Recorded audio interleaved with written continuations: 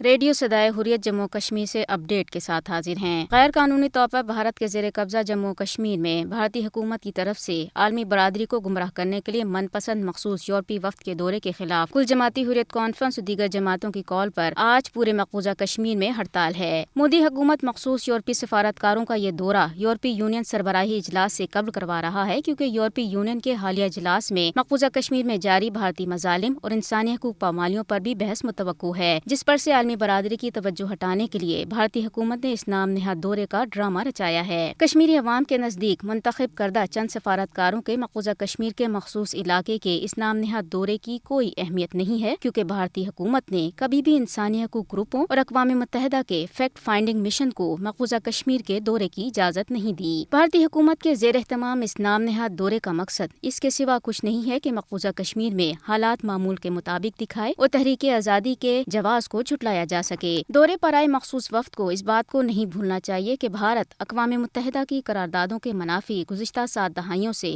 جموں کشمیر پر قابض ہے اور ہندوتوا ایجنڈے کے مکمل نفاذ میں مصروف ہے۔ پاکستانی دفتر خارجہ نے کہا ہے کہ بھارتی حکومت کی جانب سے مخصوص سفارتکاروں کے مقبوضہ کشمیر کے نام نہاد دورے کی منصوبہ بندی گمراہ کن ہے، جس کا مقصد سنگین انسانی حقوق پامالیوں سے عالمی برادری کی توجہ ہٹانا ہے۔ بیج بہاڑا میں ایک بارودی سرنگ دھماکے سے کئی گاڑیوں کو نقصان پہنچا۔ واقعے کے بعد بھارتی فورسز نے علاقے کو محاصرے میں لے کر تلاشی کی کارروائی انجام دی۔ اپڈیٹ ختم ہوا۔ بھارت دنیا کا ایک ایسا ملک ہے کہ جس کے چہرے سے نقاب اگرچہ اتر چکا ہے، لیکن ابھی اس حوالے سے بہت کچھ کرنا باقی ہے۔ بھارت میں رہنے اور بسنے والے لوگ بھارتی حکمرانوں کی شرنگیزیوں اور ستم کاریوں سے دل برداشتہ ہیں۔ بھارتی حکمرانوں کے نت نئے ظالمانہ قوانین سے بھارتی عوام کا دم گھٹ رہا ہے۔ یہ وجہ ہے کہ لاکھوں بھارتی کسان کئی مہینوں سے بھارتی حکمرانوں کے ظالمانہ قوانین کے خلاف سڑکوں، شاہراہوں اور گلی کوچوں میں مورچہ زن ہیں۔ دوسری طرف بھارت کے جابرانہ، ظالمانہ اور غیر قانونی قبضے میں پھنسے مقبوضہ جموں کشمیر کے عوام سسک رہے ہیں۔ انہیں بھارت کی طرف سے ایسے مظالم کا سامنا ہے کہ انہیں